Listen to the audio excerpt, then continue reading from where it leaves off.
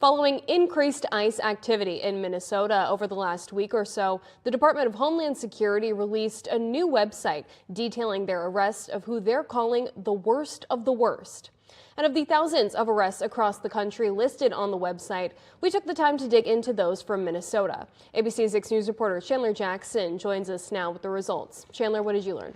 Well, Rachel, I was able to find supporting evidence for all the arrests made based on those with felony convictions, but there were many others who appeared to have charges from out of state, and some I couldn't find details on at all. 101. That's how many individual arrests are listed for Minnesota as of Wednesday evening. According to the DHS website, many of them have been convicted of very serious crimes, including assault, criminal sexual conduct, drug or human trafficking, and more. But we wanted to compare what the website said to what was in the actual criminal records for each individual.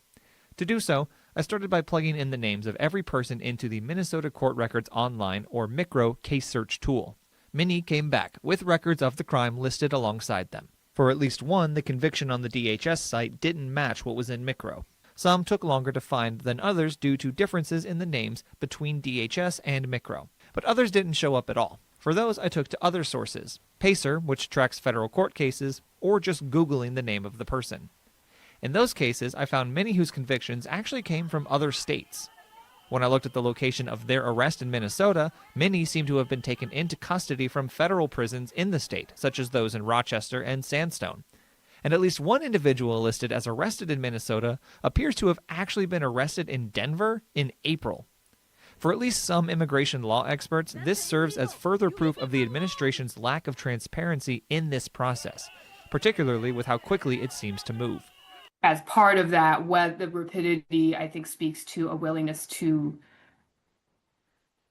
ignore or circumvent or otherwise sort of operate outside or beyond the bounds of a lot of the established rules and laws that we had sort of assumed were well established. Now, we have reached out several times to ICE officials to get clarification on some of these more confusing elements of the website, but have not received any answers as of this broadcast. Live in the newsroom, Chandler Jackson, ABC 6 News.